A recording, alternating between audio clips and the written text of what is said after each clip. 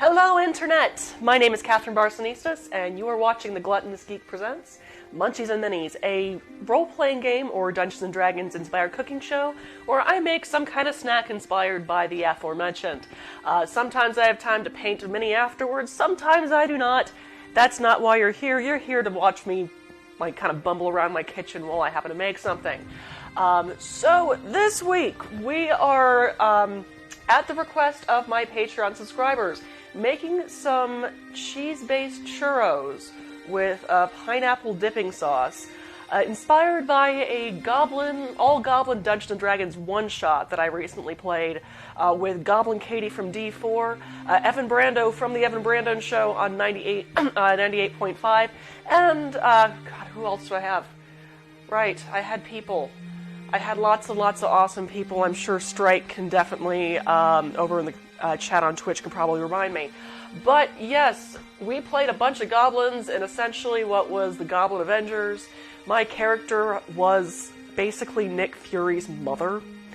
I would say the name... Okay, her name was Queefy. Queefy Brown Thumb, because I am gross and disgusting, and I apologize for those who have sensibilities that are offended by that, but it was an all-goblin game. So at one point we had goblins eating churros out of the trash, and I mentioned how, oh yes, churros go very well with blue cheese. And Goblin Katie just went, wait, out of character. That sounds disgusting. And it's like, what? It would taste pretty good with blue cheese, and if you add pineapple in there too. And that was when our DM went, wait, that actually sounds good. And I'm going, okay, I'm going to have to make this, aren't I? And there's going, yes, you do. So, yes, it was what was voted on by my Patreon subscribers. So that's what we're making this week. We are making some churros using blue cheese and cheddar cheese. That is going to be tossed in some sugar and 5-spice powder, and to go along with that, we are making a pineapple basil dipping sauce to go along with it. And I just said that. Brain, I've been quarantined quite a bit, do forgive me. But yes, we are making that, and I might as well just start doing that after I take a drink and calm down. And it's been a while since I've streamed. Like I said, the quarantine is kind of getting to me at the moment. Let's see, Strike Red Kite on Twitch is saying, I'm not saying that I joined your Patreon just for this dish, but it helped. Noted. Right, okay, so let's go ahead and start making our pineapple sauce first, because I know it's going to take a little while for it to cool down. And once I get on the whole process of making these churros, it's kind of hard to stop it. You'll see what I mean in a minute. So what we're going to first need is, we're going to need some canned pineapple, which I have right here. And I'm just going to grab a container to blend this whole mess in, because I don't feel like getting my whole blender out. I just feel like using my hand blender, which is behind my real blender. Everything gets kind of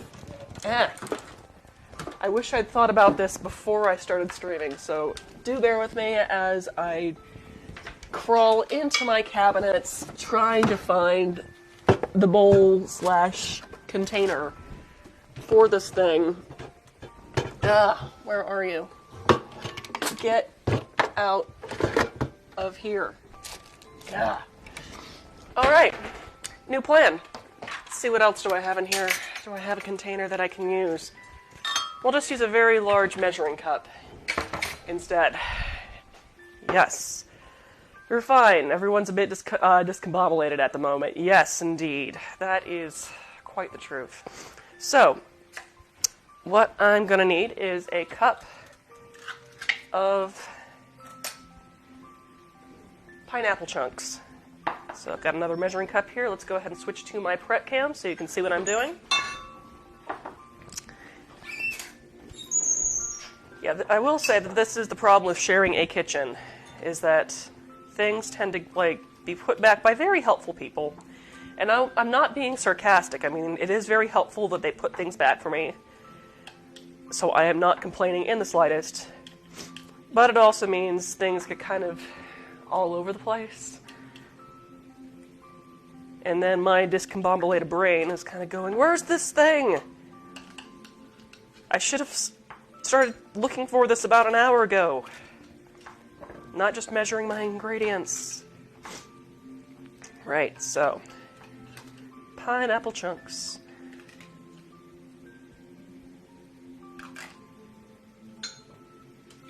And it looks like I've got some leftover pineapple. So, yeah, got a cup of pineapple chunks. Just gonna put that into our main container here. Then I'm going to need about a 1/4 cup of pineapple juice to go along with that. So I'm just going to take this lid here to help drain it a bit until I get to about a 1/4 cup, which is right there. I believe that's about roughly 1/4 cup. Then I'm going to add a 1/4 cup of, what's it? Apple cider vinegar, i.e. 2 ounces. And let's see what else. I think that is about it. Yeah, that sounds about right. Okay, so I've got all my little liquid portions here. I'm just gonna stick that back there. Plug in my blender somewhere. Actually, let's switch to the stove cam for that, so I have space. Pardon me. I am not sick. I do not have the corona.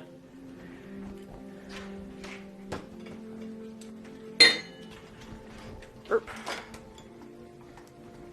It's just the pollen count has been well into the 5,000s currently in Atlanta. So that is also why I am having trouble breathing. Let's see here. See, Lud, the title of the video and the mention of Goblin Avengers got me watching. Completely off topic, but was this the one-shot recorded? Yes, it was. It is currently on Flipping the Tables channel on Twitch. I believe they're going to be also uploading the video to YouTube, so when I actually post the video for this recipe on the YouTubes and on my website, thegluttonousgeek.com, there will be a video embedded for this one-shot of when we essentially went to go rescue dogs that have gone missing in probably the most crazy way possible. I mean, it was a fun game. And a lot of it had to deal around with Evan's character, the kind of the Goblin Nick Fury sort of character. Like I said, my character was his mother. Another character was his adopted brother, who is a Goblin Scout and is trying to finish up his entire badge list. And another character was an assassin, a really bad Goblin assassin. And I don't mean evil bad, I mean just really inept Goblin assassin, who was also Goblin Nick Fury's character's ex-girlfriend. So, yeah, I might have had a little too much fun demanding godchildren, little goblin grandchildren, during that game. I mean, it was way too much fun. Okay, let's see. Twitch.tv/flippingthetable. Yes. Right, I have a thing of pineapple sitting on the stovetop. I'm not going to burn it. Trust me, for those who are just joining us, I just needed an extra surface and outlet to plug in my stick blender. So yeah, here I've got a mixture of pineapple juice, apple cider vinegar. Just gonna pulverize that a bit. Yeah, get out of there. It's all pulpy, as it should be.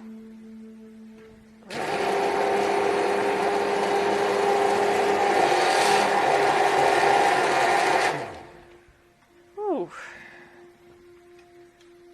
And you just want to keep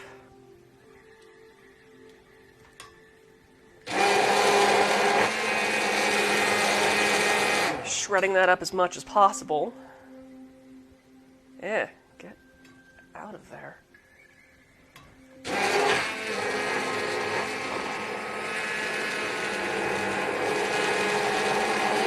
I promise you we're not making pina coladas.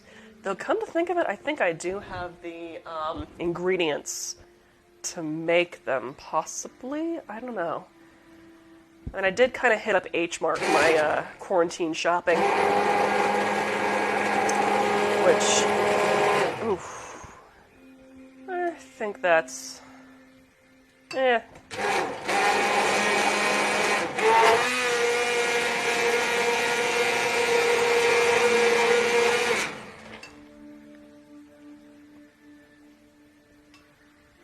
think that's all. Yeah.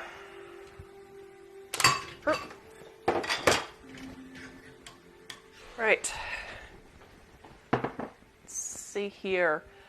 It's like this and catching up again on D4 shall entertain me until my gaming group is evaporated for some reason. Aw. Thank you, Strike. Strike is saying that he really likes watching me roleplay. Yeah, I was in this Viking game called Heim over on Little Red Dot's channel, and I was playing a squirrel-identifying berserker. So I was a squirrel zerker. It was quite fun. And I don't mean that sarcastically, even though my voice tends to make me sound a lot more sarcastic than I really intend it to. So, for this dipping sauce, you're now going to need a saucepan, which I'm going to dig out of here shortly. Let's see here. I think this might be too small. That's definitely too small. So, cool. Just going to pour all of this into, where are you? Into the saucepan, obviously. And then I just need to add the sugar, dried basil, and a pinch of salt. Or is it a cup of water too? Right, I also need to add a quarter cup of water to that.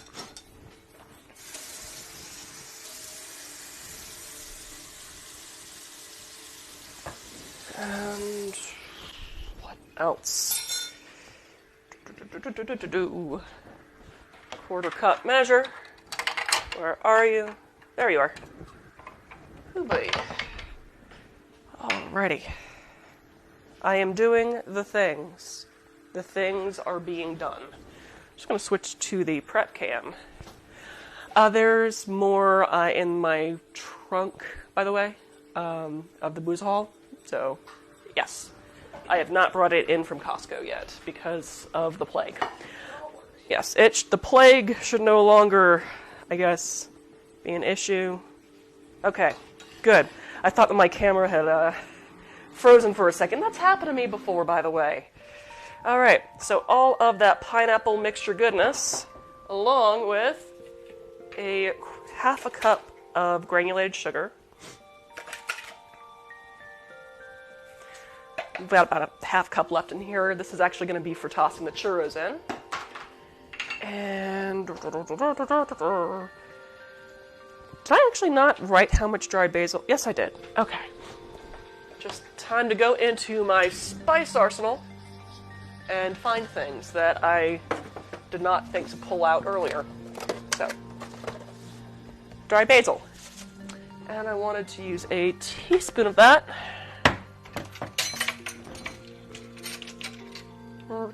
There we go.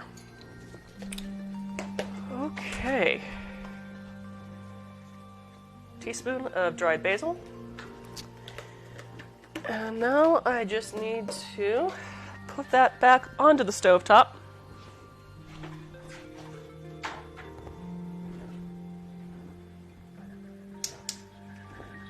And bring that to a boil. So I'm just going to put it over to medium heat at the moment while I grab the rest of the stuff I need for my churros today, which should be in here, but things have gotten a little mixed up since I've started doing things. I know that I've got Chinese 5-spice powder around here somewhere.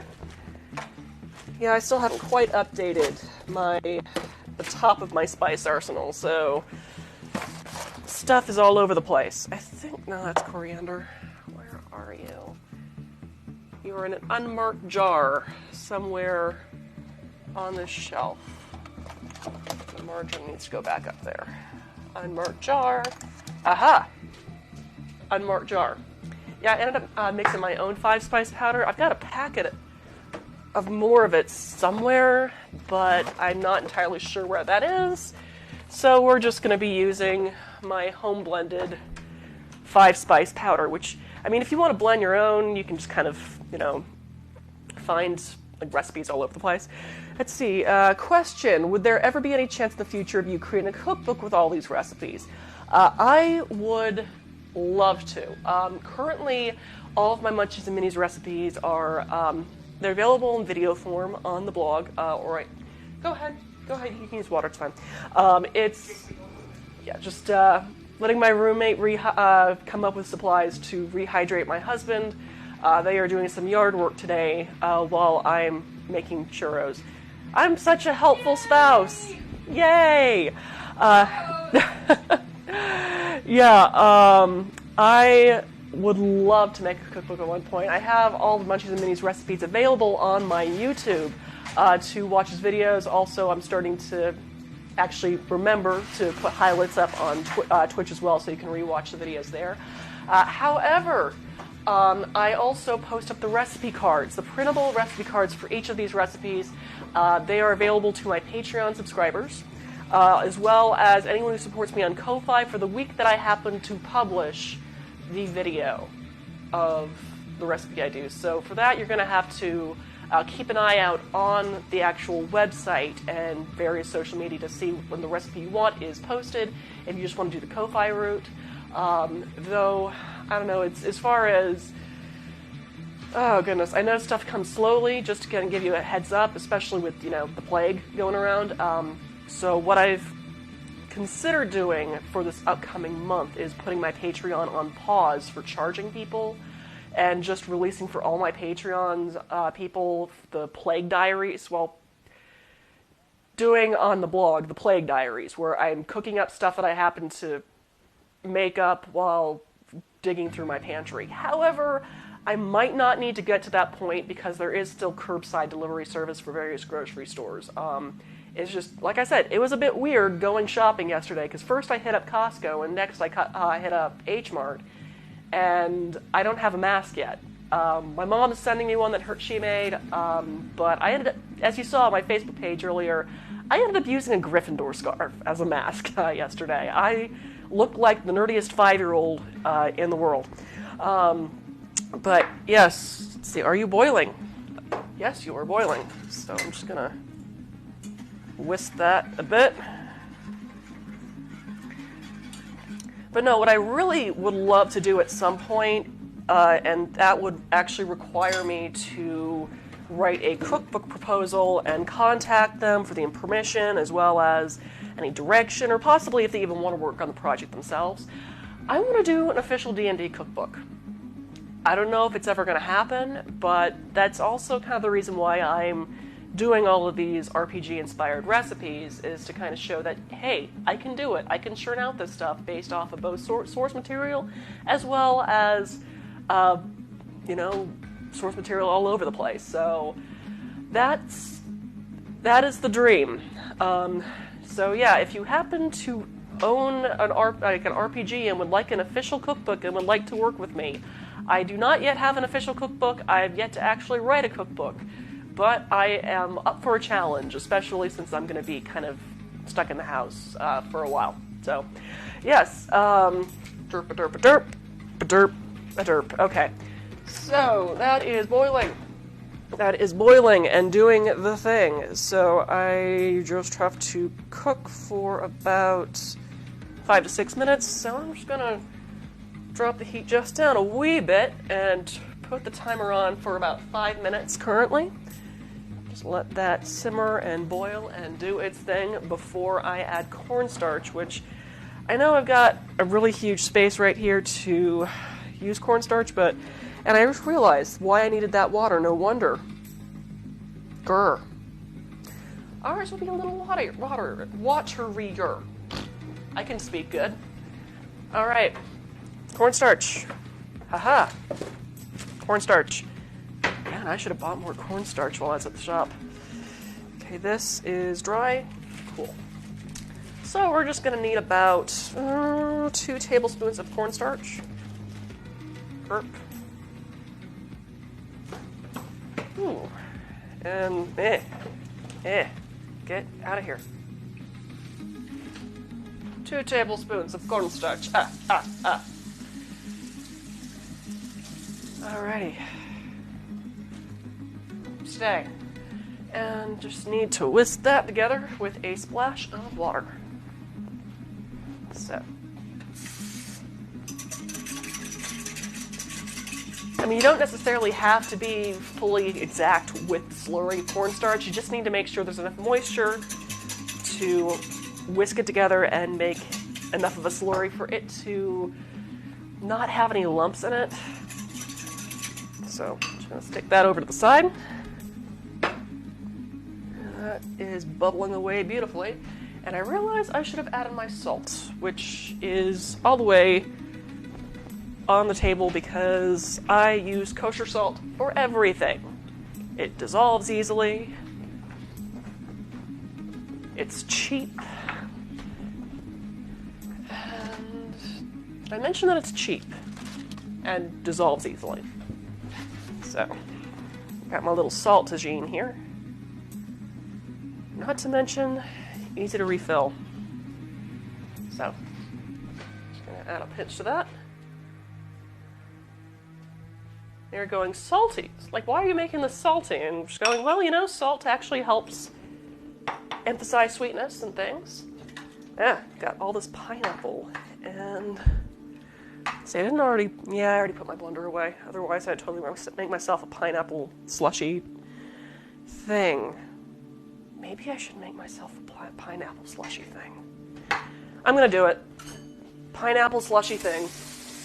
One pineapple slushy boozy thing coming up. Let's give that a quick wash.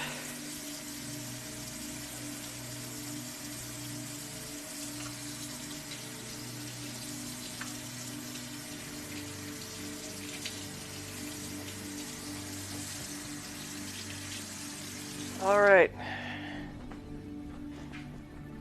That sauce is smelling really good right now, not gonna lie. All right. A can with pineapple and juice in it. Haha. A blender.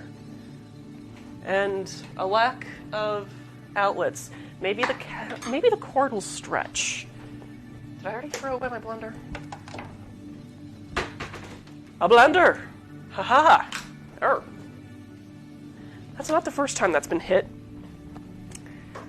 If you watched the episode where I had Goblin Katie on as a guest, hey, this is not going to end well. Alrighty.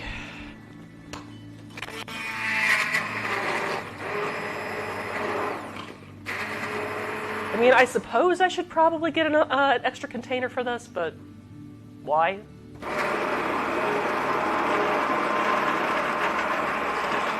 Pineapple slushy thing. Pineapple slushy thing.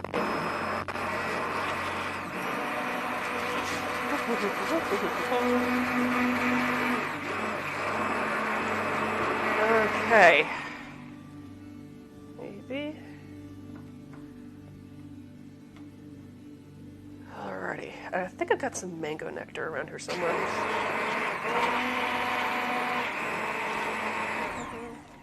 Okay, good. I'm not in danger of boiling over.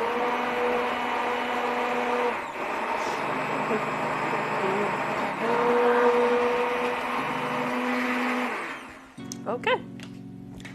Cool. There we go. And you notice that I detached the blender from the attachment before I started doing this. Because blood is not tasty in a cocktail of pineapple. Okay. Cool. Now let's just switch my cameras over here. Let's see how this is looking. Alrighty. That was smelling excellent. Shut up, microwave. No one likes you. Alright. And I'm just going to pour that slurry in there. And keep on whisking. Just whisk that sucker in.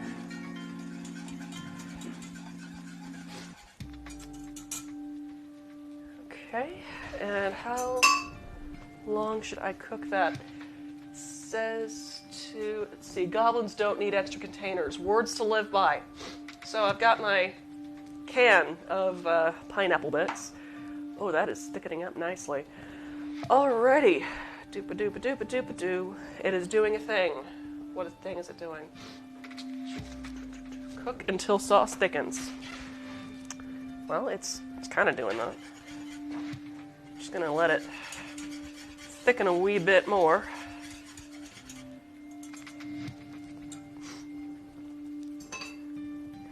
That's looking fantastic, actually.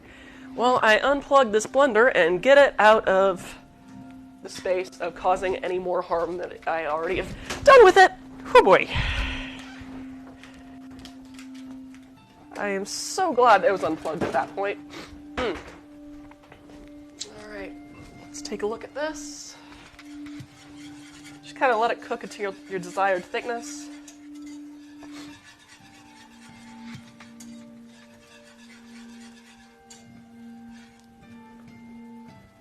I'm just going to let it cook just a wee bit more. In the meantime, it's cocktail time. So should I go with rum or tequila for my good dex check? Yep, certainly had that. Goodness. How are we doing? It's... Actually, I think See, a good way to check to see if it's going to stick in my churros is it sticks to a spoon. That way I can also taste it while I am making this up. So, tasting spoon. Probably thick enough, just a wee bit more. I'm not going to taste that quite yet. Right, rum or tequila? Let's see here. I have both, I think. Maybe? Possibly? Yes, I have spiced rum. God, I hope that wasn't too loud for you. I'm trying to keep my... So, yes, some spiced rum from Costco. Just kind of... pour about 2 ounces in there. It's roughly that. Oh. Yeah. And... let's see here. Maybe a wee touch of apple cider vinegar to add a little bit of acid to that concoction. I can speak words good. And let's see. Just gonna check my sauce one more time. This time with the spoon. So let's go ahead and take a look at that. So,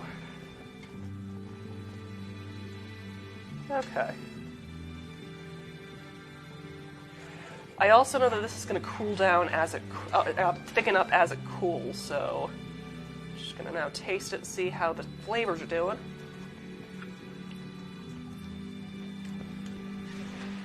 Okay, it's pretty good. I'm just going to add a touch more salt. And touch, I mean full pinch.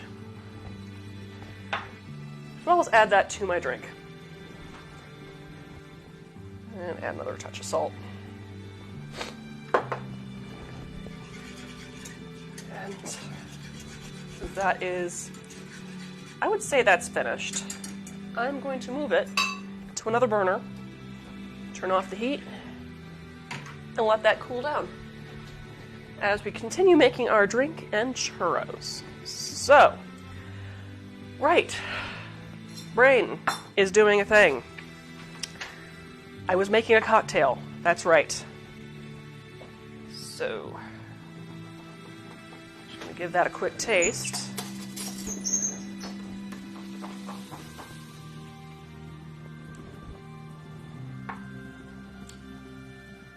That's good. The acid balance is there. Just add a little bit more salt. And I think I'm going to also add a bit of that 5-spice powder I was telling you about. That should add kind of a falernum sort of taste to it. And if you've never had falernum is this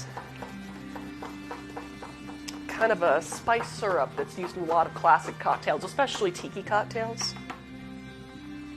So, okay, that's perfect. Right. So now, I just need to get myself a cup with ice. Probably a nicer looking cup than this. Let's go with a skull mug because I can. Just fill that up with some ice.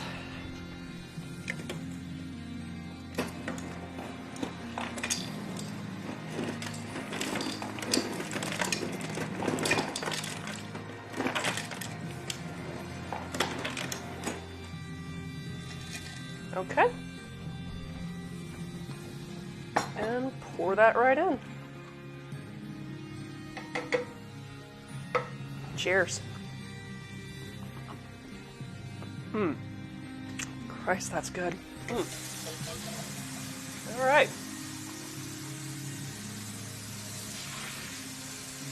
So, onward.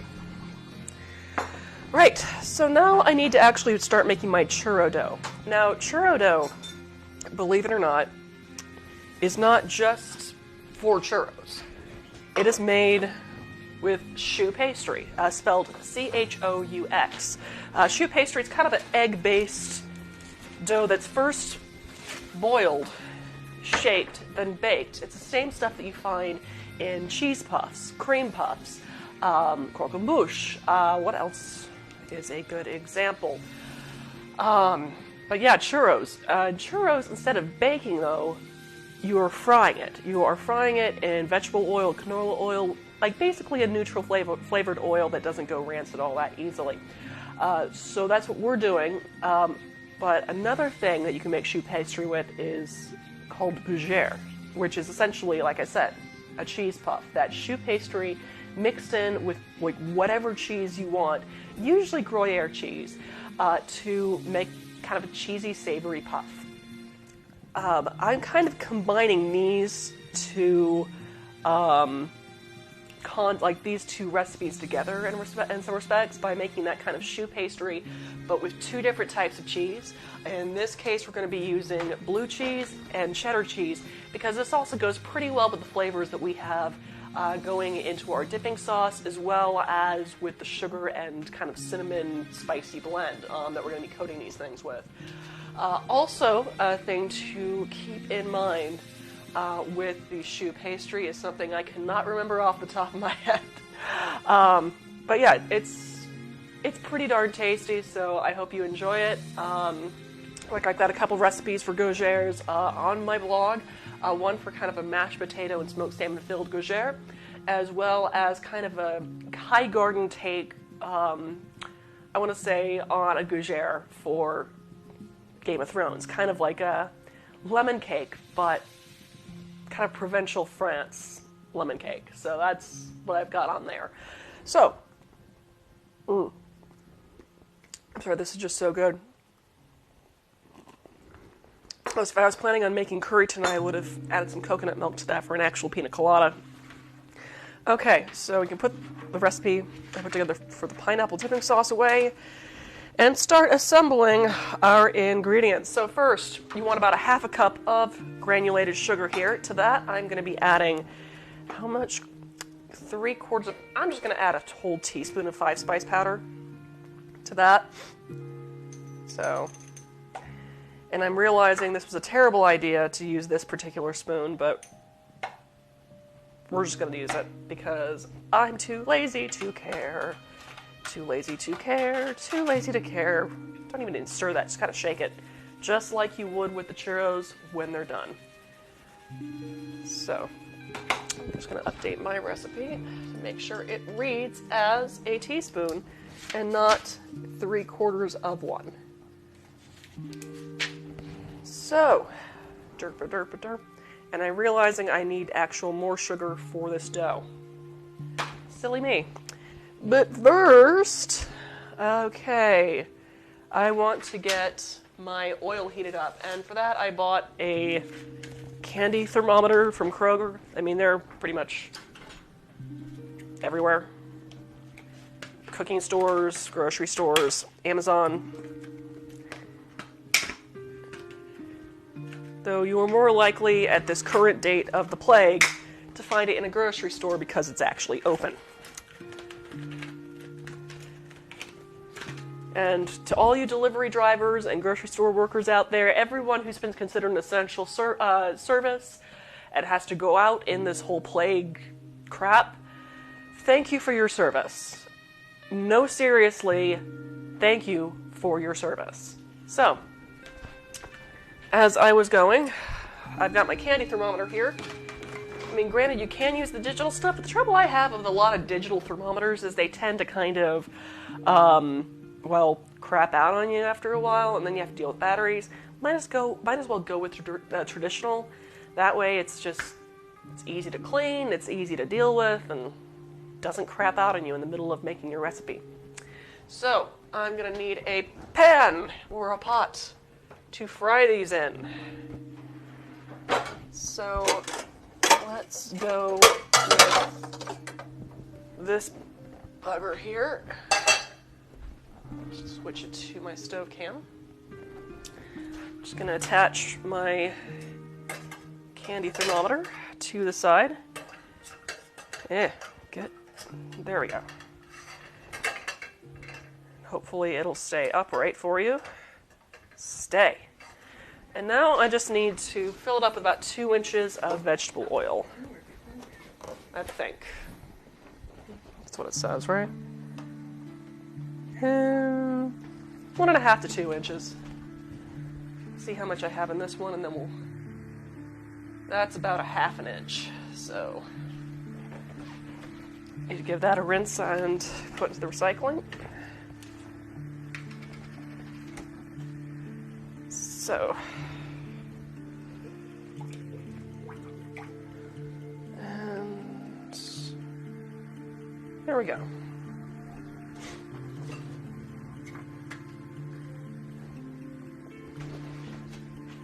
I'm just going to move this out of the way.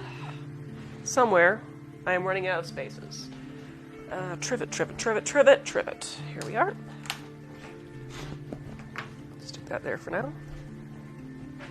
And I am going to need this burner while I make the actual pastry. Now let's see. No, we're going to move it to this burner. And I want it to be at about 360 degrees Fahrenheit.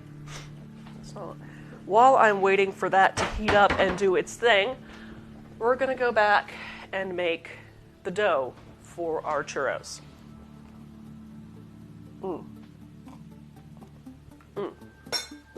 So, I'm going to need another saucepan. This is a 3 saucepan kind of night. Alright. We shall use you, Mr. Nonstick. That's kind of warped because it's kind of a crap pan. I'm not going to lie. It's pretty crap. And to that, I will need to add apple cider because these are going to be appley cheesy. So I'm going to need about a cup of that. Get back here.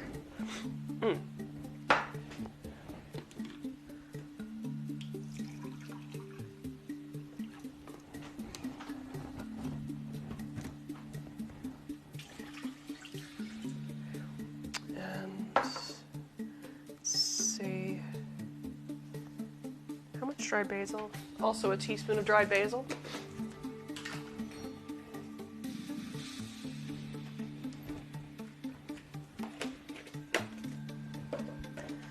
What else? Ooh. Tablespoon of granulated sugar, which do I have any in here? Right. I need to go hunting to my pantry. But my microphone's still on and it's remote, so you should be able to still hear me as I blather on. That's right, I keep all of my flour and sugar and all that in a separate room in a giant rolling thing. Because I am the weirdo with a Costco membership and a pantry.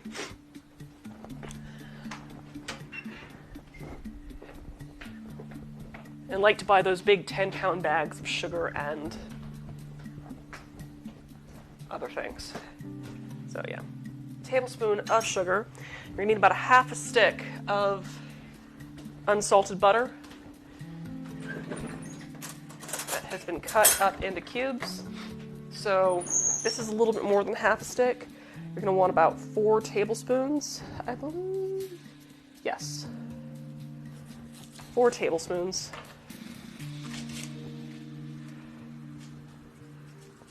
Cut up and cubed.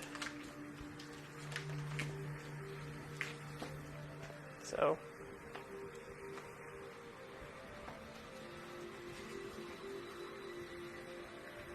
just make it easy.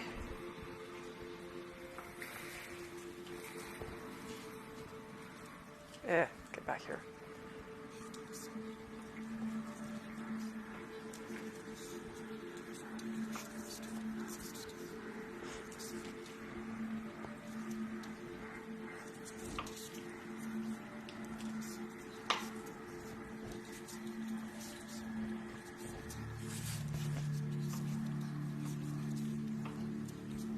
And I'm just going to add that to my saucepan with the apple cider. And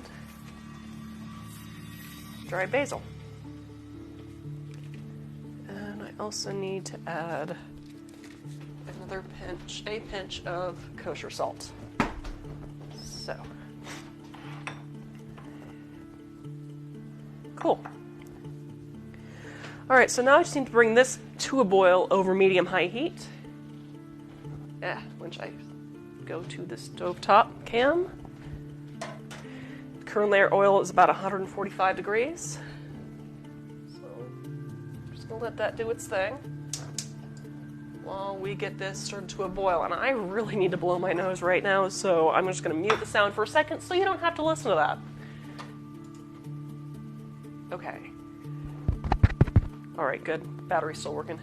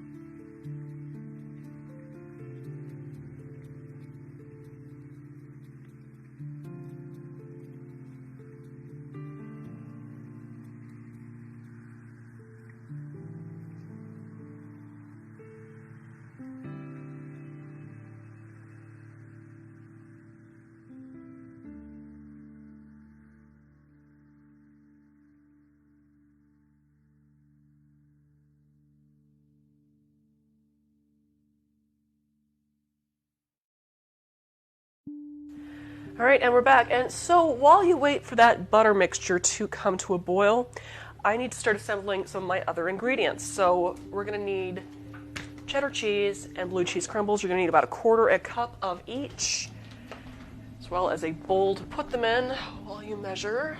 So I'll just use this one here. Let's see, that's... Now it's dry. So, got a 1/4 cup measuring cup here.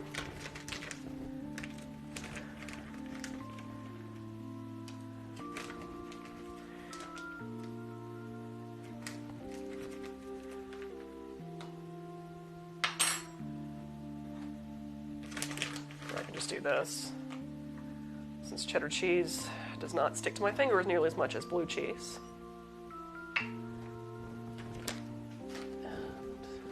Boil yet? We're getting there.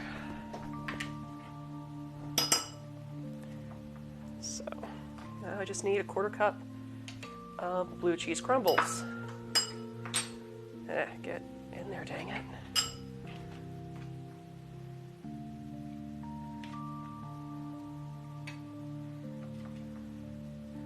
Okay.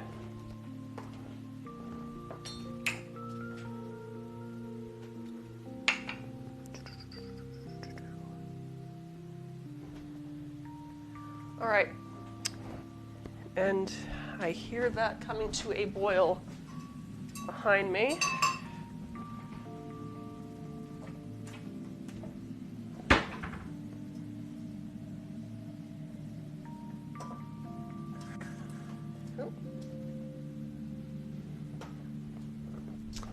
Let's see, and goodness. Move this over here so I can read it as I'm going. All right, we are definitely at a boil. This is when I'm going to add a cup of all-purpose flour.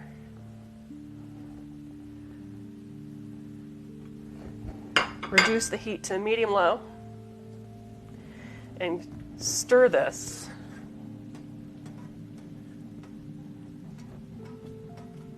Constantly.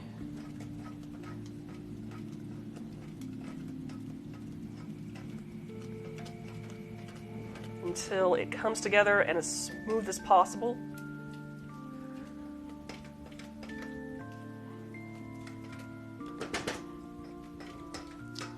Just gonna see if whisking it makes any better.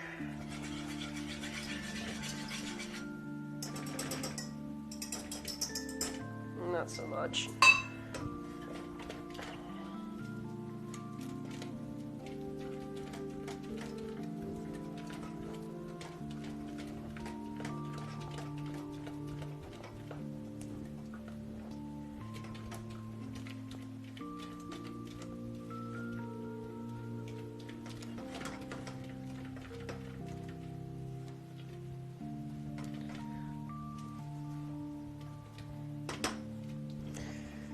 Alright, we are currently at about 280.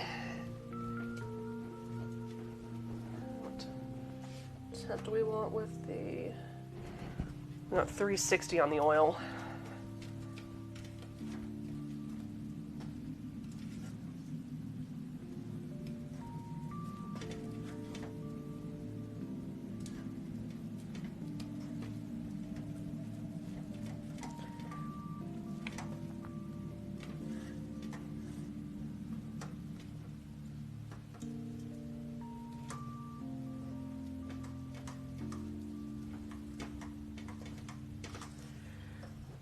Kind of reminds you of making polenta, doesn't it?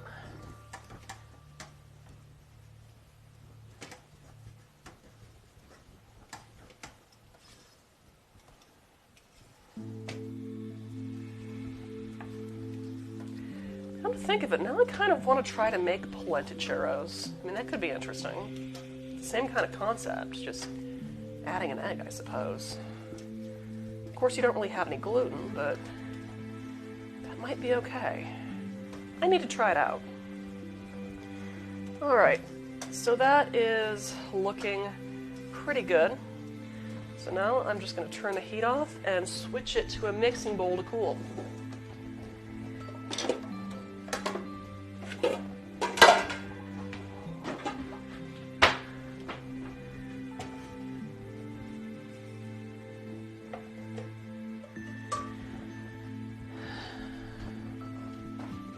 That. Going to turn this heat back on and switch our oil to over here. And we are currently at about 320 degrees Fahrenheit. And I'm just going to set a timer for about 5 minutes to let our dough cool. So.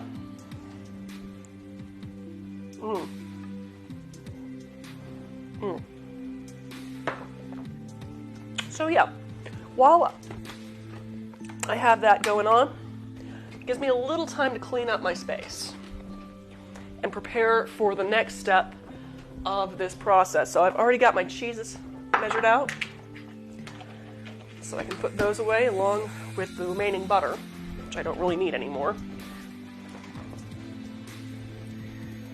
Big thing about cooking, clean as you go. That way, once you're done cooking up your amazing dish, you can just sit back, relax, and enjoy it, rather than having to clean everything up. Yes, I know that does sound like a rather dirty joke. Giggity. So, apple cider vinegar can go away.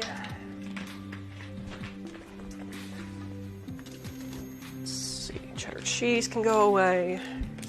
Even the dried basil can go away. Let's see, how is that oil doing? We are currently at 350 degrees. Let's see, we can put away our 5-spice powder. Let's see, a dirty joke here. Yes, these things exist, and I open myself up to them. Giggity. Right. Where are you? Basil, you go in here. That is your home. Go back to your home. And get some of this stuff into the sink, because I don't really need it anymore. I might need the whisk, though. I'm going to just hold on to that, just in case. Rinse all that pineapple off of it. Just add that to my bowl. So, like I said, you're going to need to start putting the stuff you need together for this recipe. So you're going to need a piping bag or one of these little pastry things, as well as a star tip or kind of those kind of tips. You know, the little fork sort of things to give that nice churro texture. Yes, phrasing. We may or may not be doing phrasing here. Okay, it's Schrodinger's phrasing. It's both dirty and not dirty at the same time. Yeah, Don't need that. It can go away. Let's see. Oh, yeah, that's too hot. I'm just going to lower the heat some to get it down. It's currently at 380 degrees. Don't want that. And hopefully my dipping sauce is not the consistency of Jell-O right now. Let me grab a spatula here. Kind of take a look at that. That is looking fantastic. So this can go live here for now. Slightly out of the way, but close by for photos if need be.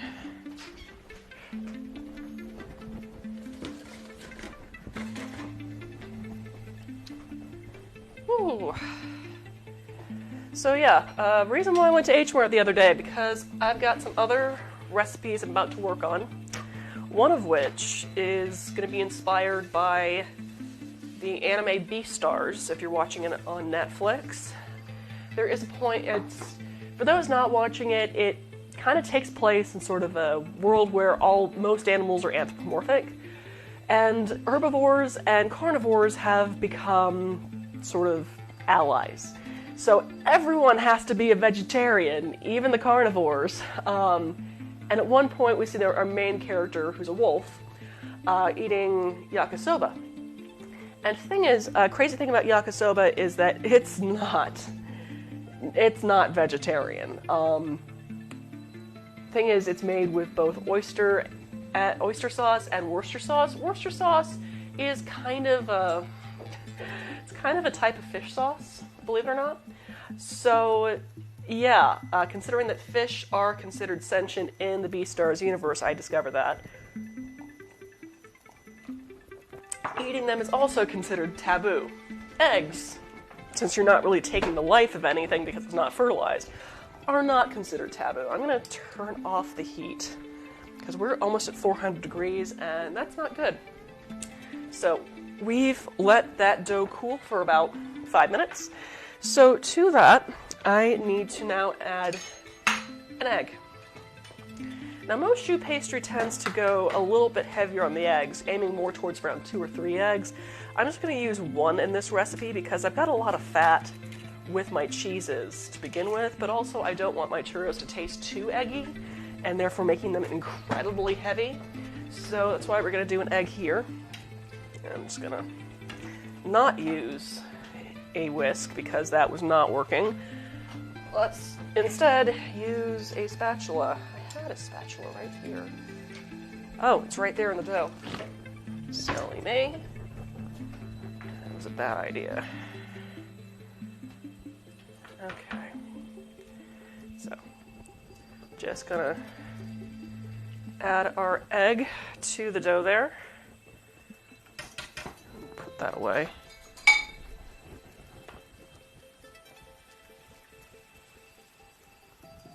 Try to get that incorporated as much as possible. And it will separate it first, but then you'll see it just comes right back together. And it smells freaking amazing, I'm not gonna lie. Alright. And now I'm going to stir in my cheeses, and the heat should melt them nicely into my dough. So, I'm just going to add a bit at the time and mix it in.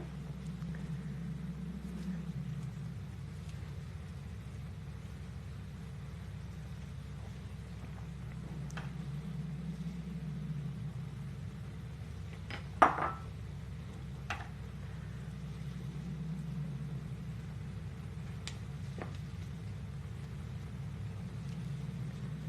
we go.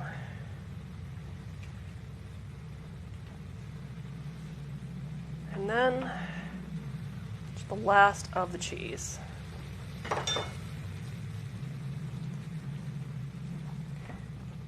Now, like I said, you can use a piping bag if you prefer that, but I usually like to use my little pastry press here because I don't want to get carpal tunnel.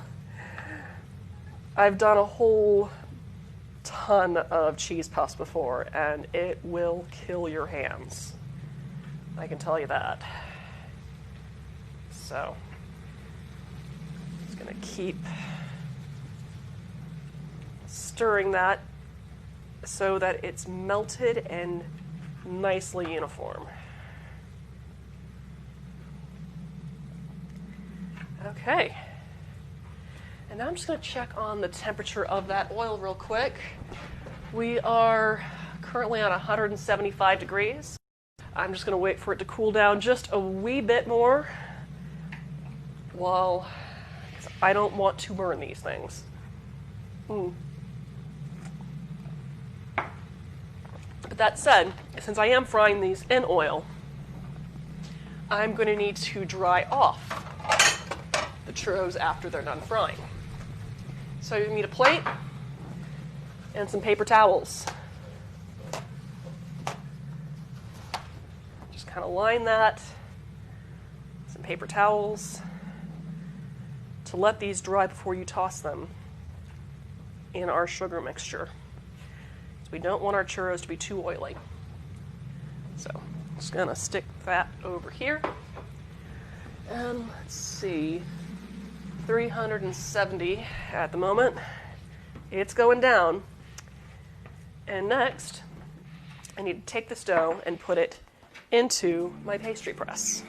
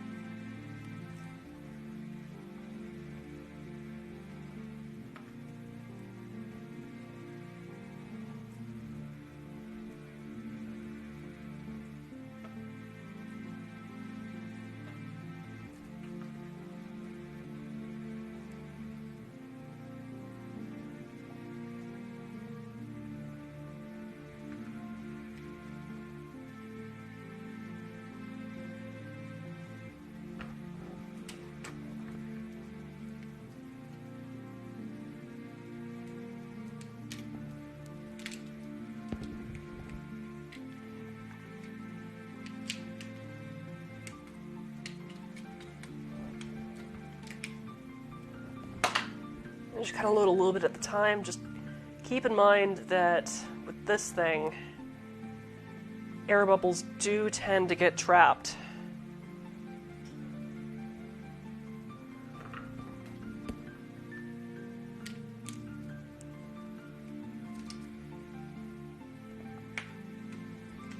I think I might be able to load up about half the dough mixture into here before I have to reload. So let's just fill that up as much as possible.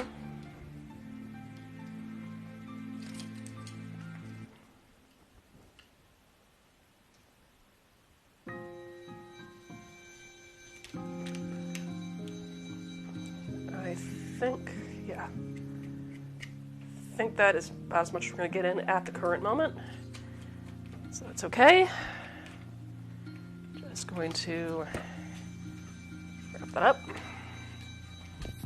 And check on our oil.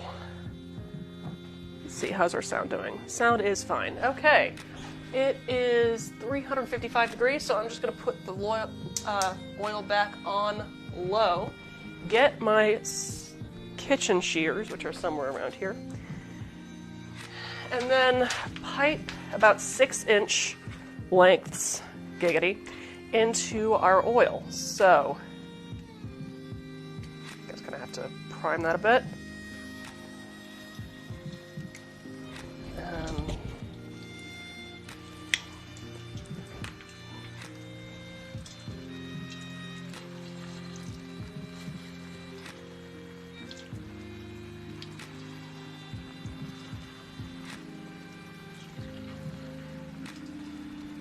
Okay. And find myself. Let's see how we're doing on. I'm just going to set a timer for about 3 minutes at the moment.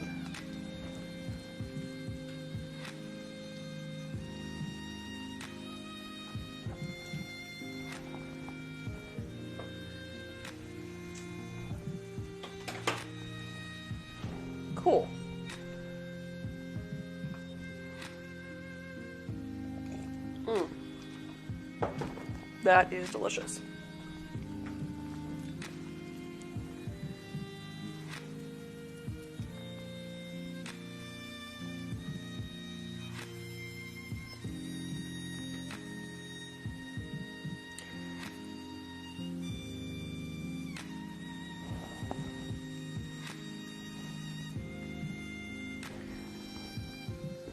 Going to raise the heat up a little bit because the heat has gone down, so I just kind of need it to heat back up on me.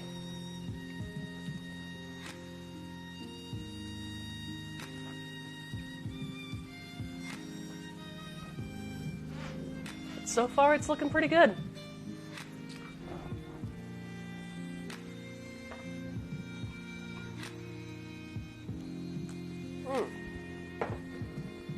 For those who are wondering what I'm drinking kind of a mix of, what's it called?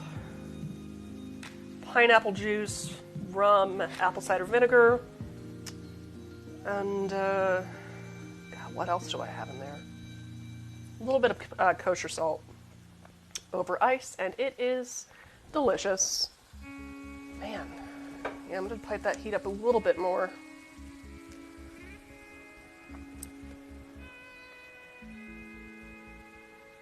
And now I kind of wish I'd used a larger piping tip, but I think this is working just fine. I mean, notice how it is kind of puffing up as it cooks.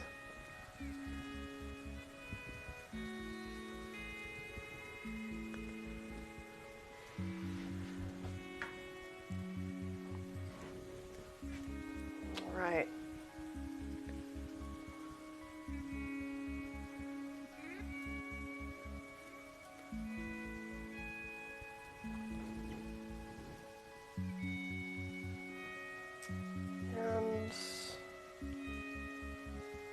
Half a minute left on these before I flip them over.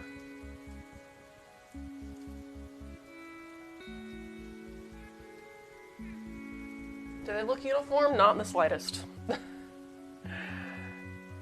Probably could have done a little bit longer if I had a larger pan, admittedly. Just gonna give this one a flip. Yeah.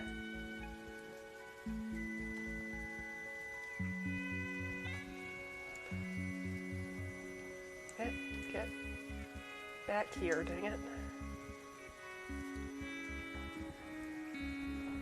And then just put it on for another 3 minutes. Yep. I know, it's so relaxing watching oil fry. Yeah, it definitely needs to go up. Ooh. Okay.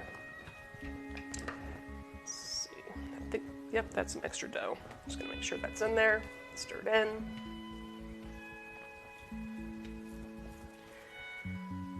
And come to think of it, I also need a plate to put these once they're done cooking and after they've been tossed in sugar. So I'm just gonna grab a plate for those. Right here.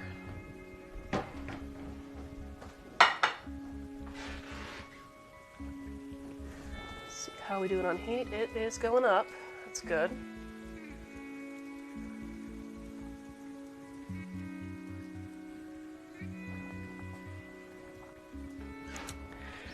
Ooh.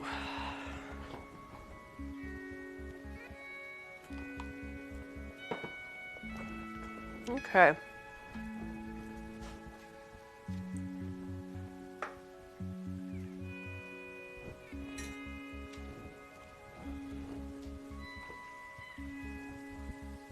Actually, I kind of like the look of that little curled one.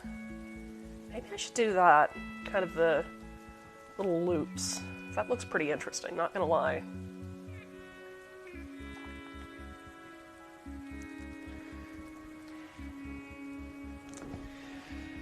Oh boy.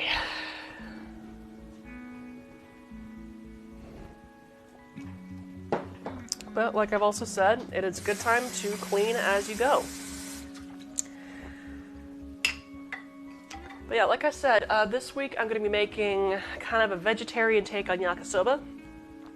I had to go to H Mart because I had to figure out if there are vegetarian sort of forms of oyster sauce and Worcester sauce. There are types of brands that work along with that and still keep that kind of flavor. Normally you'd want to go with kind of a mushroom-based soy sauce to replace the oyster sauce, but my roommate is allergic to mushrooms, and it's a lot easier for me to stir-fry shiitake mushrooms into 2 other batches of yakisoba than it is for me to make up 2 entirely different sauces. So keep that in mind. I will have that information in my post. Also, I'm going to try to make this week, once I actually have a chance to hit up Kroger, is the perfect egg sandwich from the recent Birds of Prey film. So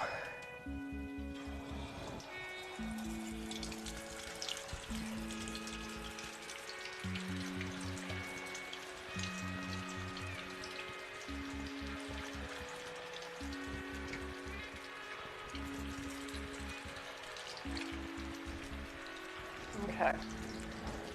And it's perfectly at 360 degrees.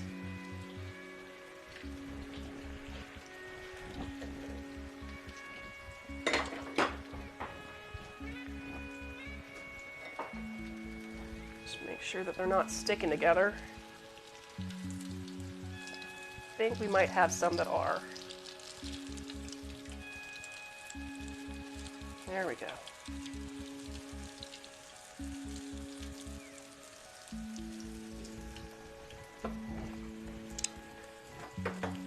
Cool. Okay, so now that I've got these churros fried up and dried a little bit, I'm just going to toss them in my cinnamon sugar mix.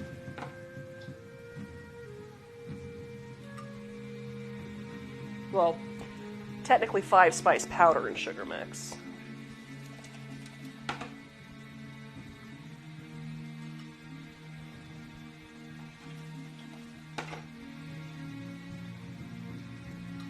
And there we go.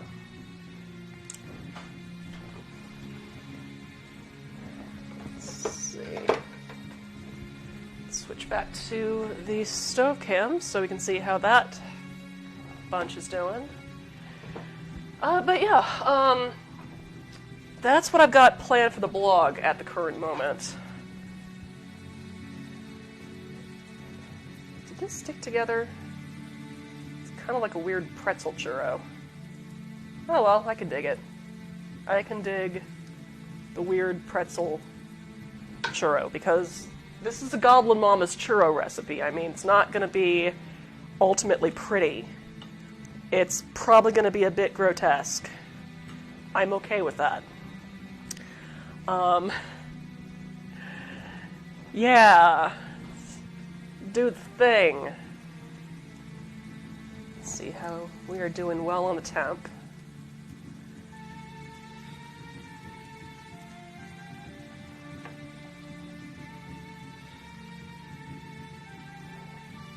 And could probably go ahead and flip these over.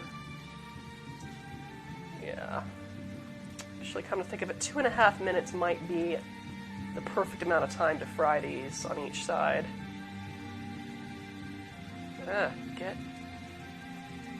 Yeah. Let's do that then.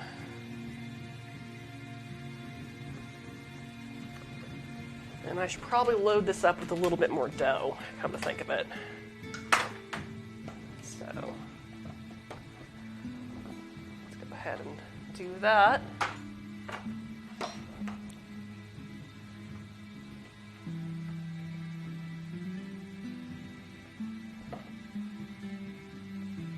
Get it in there, dang it.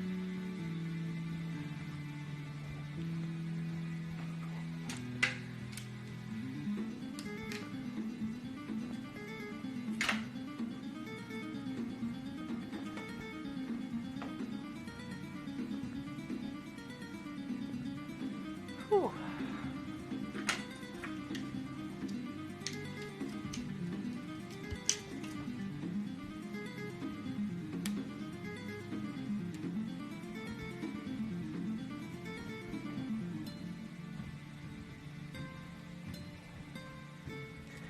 Yeah, I know I'm pushing the remainder back into the bowl, but it's all going into the same spot anyway, so don't worry about that too much. There is no such thing as excess with this recipe.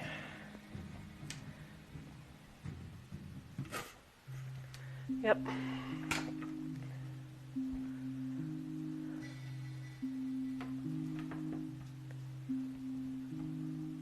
Just gonna check on those churros really quick. I think we might be... I think those are done. Yeah, that is definitely done. Might be a little overdone, to be honest with you. I think we're gonna stick at 2 minutes.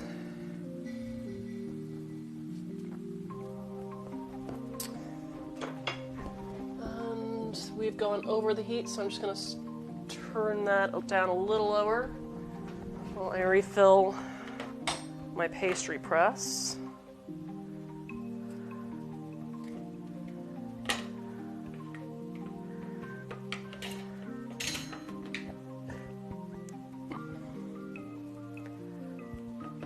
Here we are.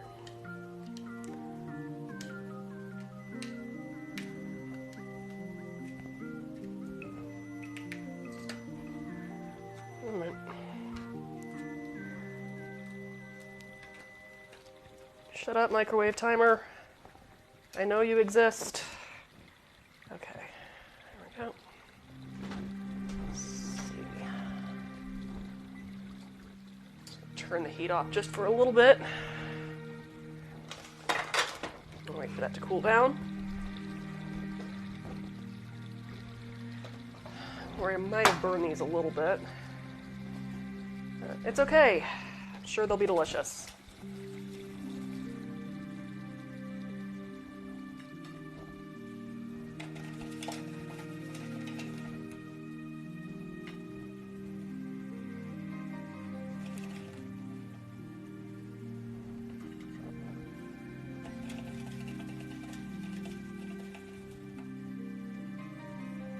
Go.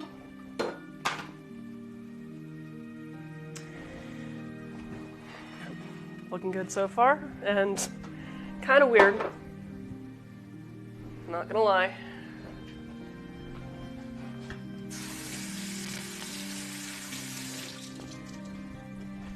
Ooh.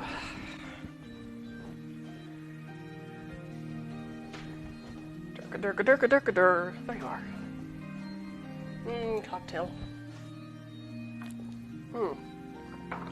So yeah, I will say, I know this episode is late. Not to worry, I will be back at the usual time, usual channel, 4 p.m., 7 p.m. Eastern, for Munchies and Minis. We're not done with the episode yet, so don't tune out yet. But yeah, if you happen to be a Patreon subscriber, do check the Patreon, I want to say within the next 24 to 48 hours. I will have another poll on what recipe to do this week. Currently, the two ideas I have are for the game Blue Rose, which is kind of a fantasy RPG taking place in a world very similar to the works of Mercedes Lackey and Tamora Pierce. I've got the recipe idea I have is for kind of a spiced marmalade based off of the Via Fructus orchard from the city of Aldous. The other recipe idea I currently have that will be on the poll is inspired by the game Pugmire, where it's kind of a Dungeons & Dragons type game, but you play as kind of anthropomorphic dogs. So the idea I have is for this pub called, I think, Hunter's Haven. Hunter's Haven Hot Pot, where it'll be kind of a turkey stewed with apple cider and a couple of other vegetables that should actually be safe for both you and your dog to eat. So, yes, I do roll like that. I am a weirdo. Get over it. that is the other idea I have, and the other idea I have not thought up yet. That's why I'm mentioning between the next 24 to 48 hours, because I have to come up with it. So, yeah, Patreon folks, keep an eye out to vote on this upcoming Wednesday's episode of Munchies and Minis. All right, okay, we're about at 360 degrees, putting it back at low. And there's 1.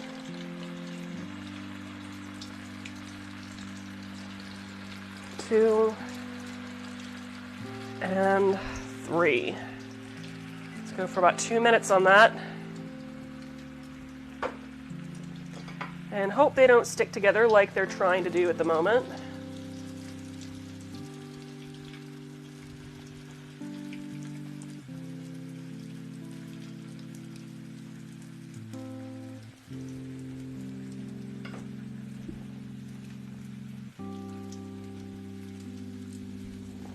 Just gonna put the heat up just a little bit more. Try to adjust that.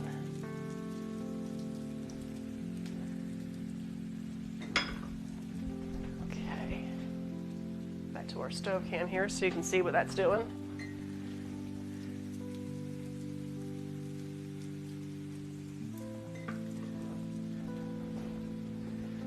Oh boy. I am curious to see how this tastes with our dipping sauce, so I'm just going to give that a try.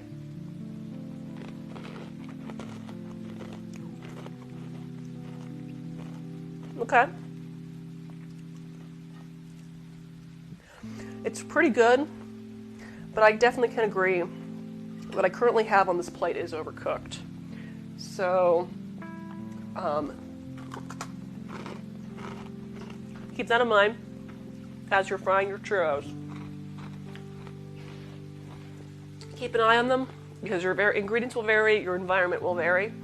I'm going to write it into the recipe that you only should about fry them, I want to say 2 minutes on each side. You still want to get the flavor of the churros.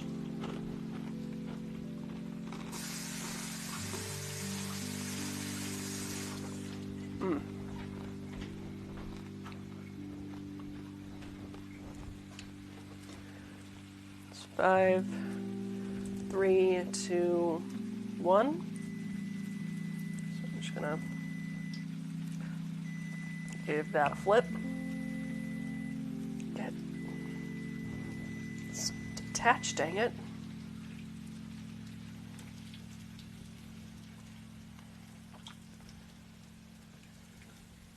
Yeah. This one's flipped, right? There we go. And that took about 30 seconds, so I'm just set that for 1.5 minutes. Yeah, these are definitely looking better, puffing out a little bit more. Yeah, I'm liking that.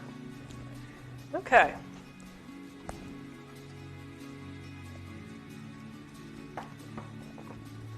So, how are y'all doing?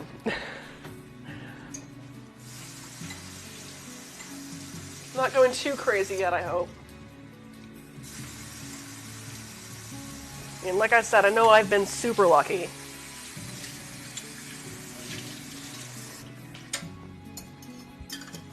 In that I started this new job and I'm able to work from home.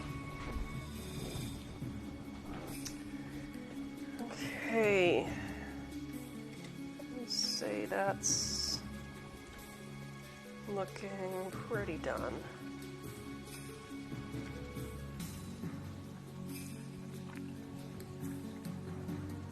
Yeah, I would say that's done.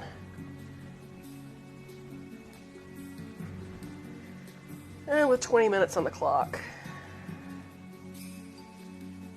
Yeah. Much better than the previous batch we had.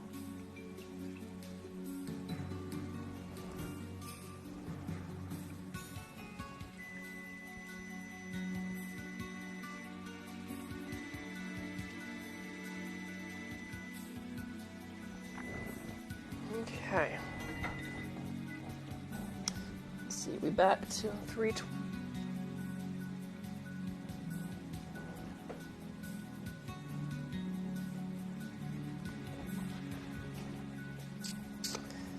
I'm just gonna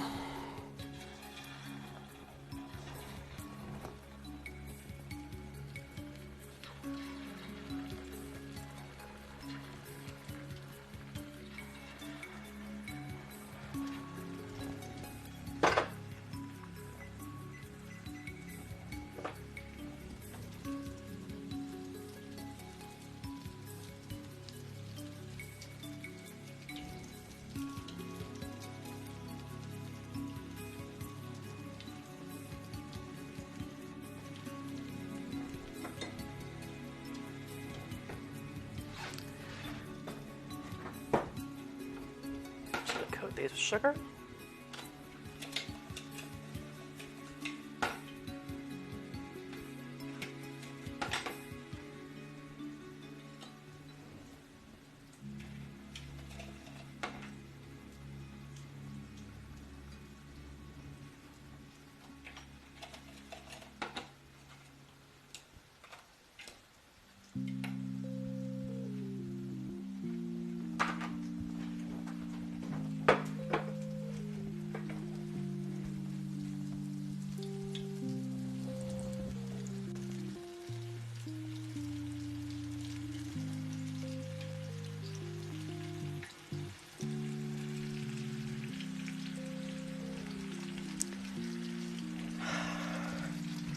I think I like what it's doing better at a lower temp. Puffing out a little bit more.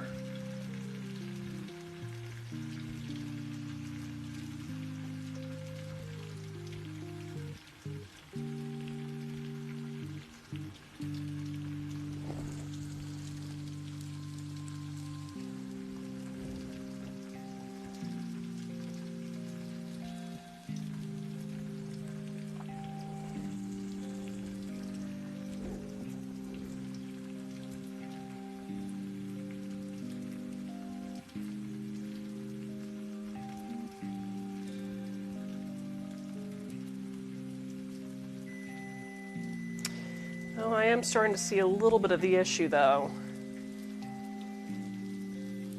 They're kind of coming apart some.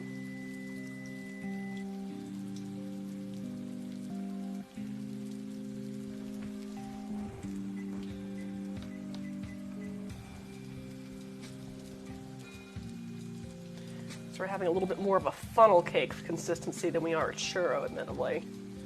Okay, noted. Pipe that, heat up just a bit more.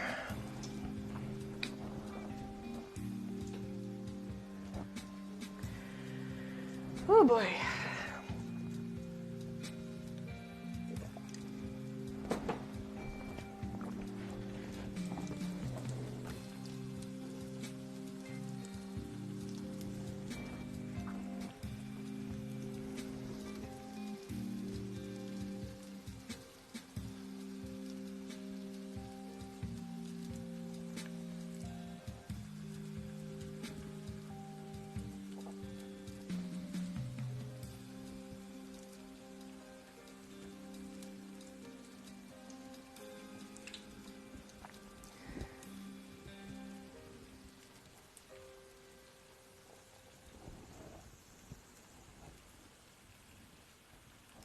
So it looks like the ideal temp you want is probably more around the 340 range than it is around the 320.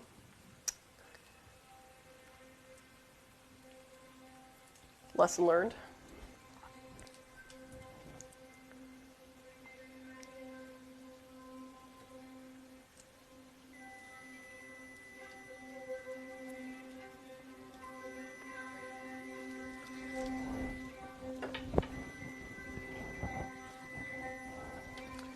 Then you get kind of a funnel cakey sort of texture, it looks like. Oh well. So we just need to wait for this to come up to temp.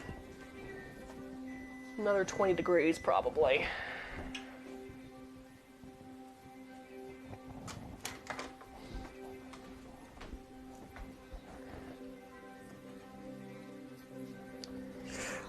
Whew. In the meantime, just gonna snack off my own stock.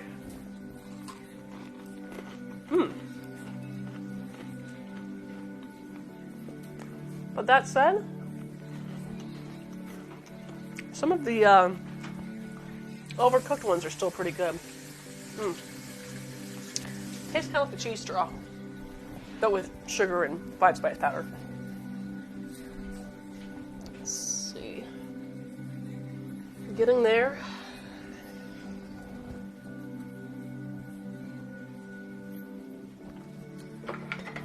Just I'm curious to see how this tastes.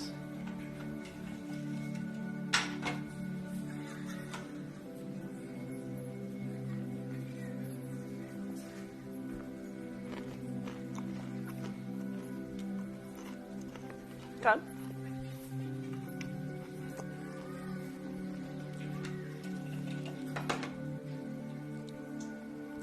They look interesting. You can say that.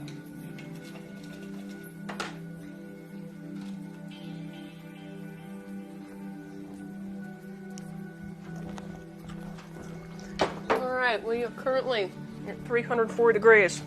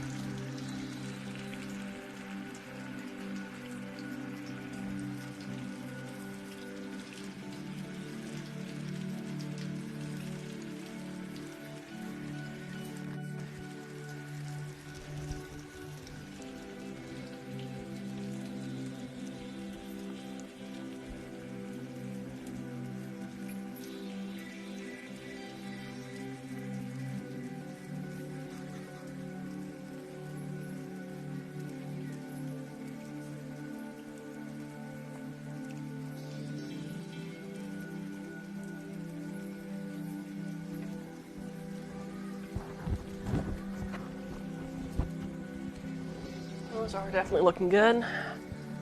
And we're still around the 340 range at the moment.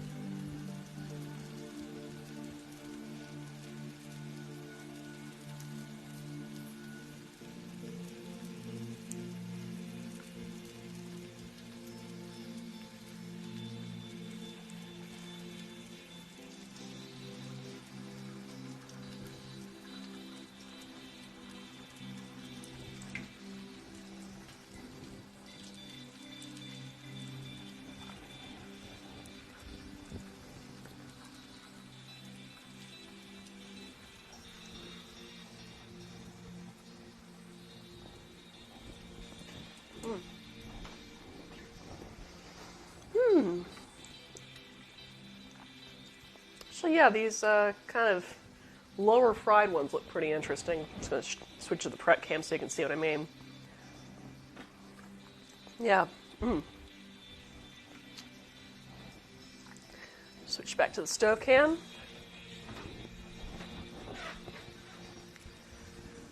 How are these doing? Come on, flip over. Stay flipped over, dang it. Okay. I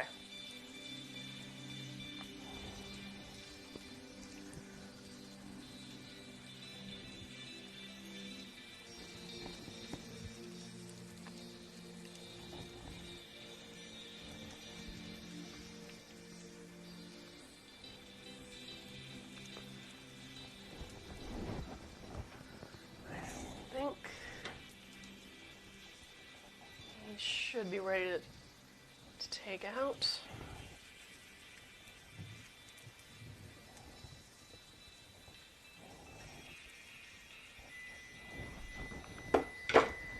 Now, for the final batch, we are currently at 360.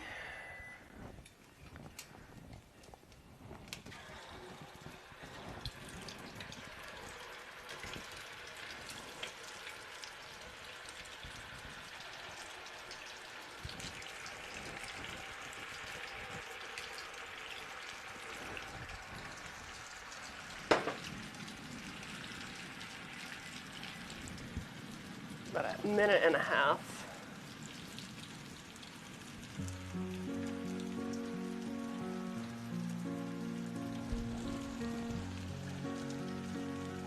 And then just lower the heat because we're currently at 360 and we don't want it to continue heating up.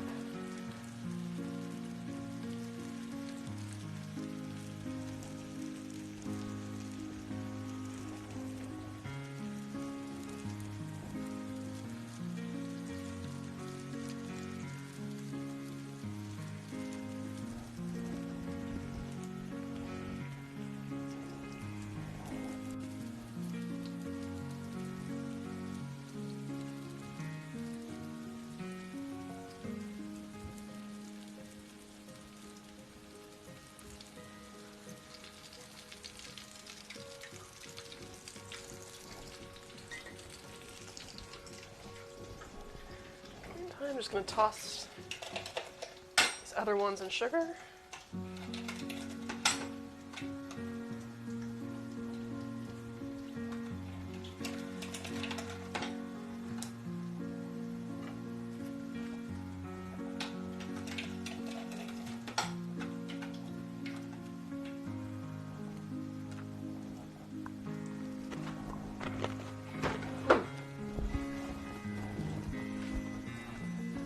Give those a quick flip.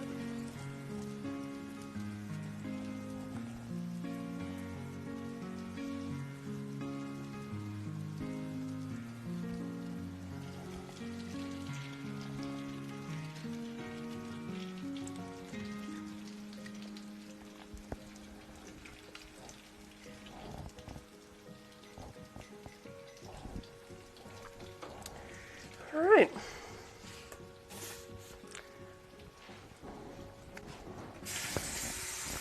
While I'm waiting for that to fry, just gonna clean a little things up.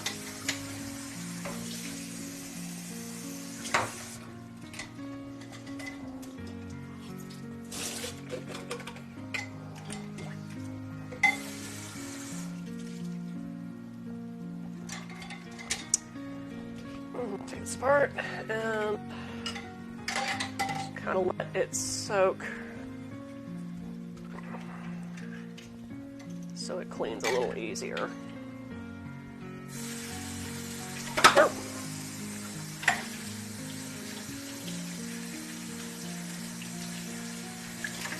All right.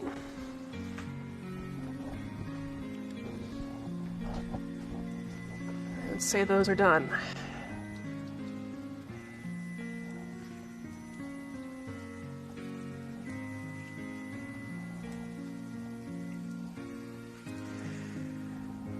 Right, and I'm just going to let that cool because it's too dangerous to touch right now. So yes, got my plate of cheesy churro. Oh wait, got a little bit more dough left.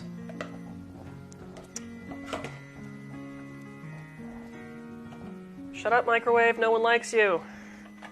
I am curious.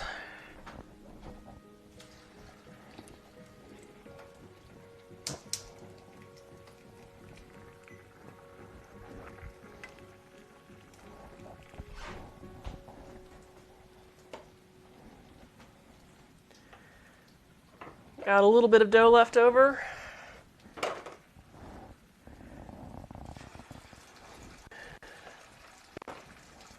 It's not ideal, but you know, I am curious to see what a big cheese puff will taste like. A big fried giant cheese puff. So, do not try this at home, because I'm doing it for you.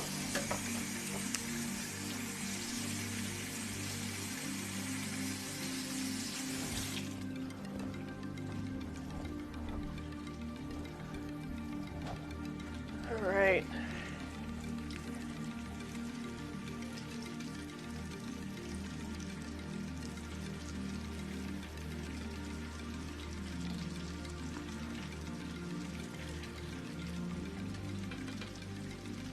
So we're just kind of going a whole cheese dough free-for-all at the moment.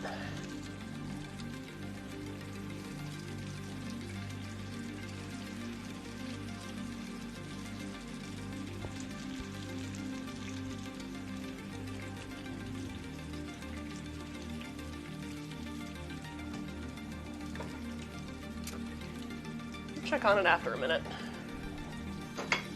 Meantime, I've got to toss these in some cinnamon.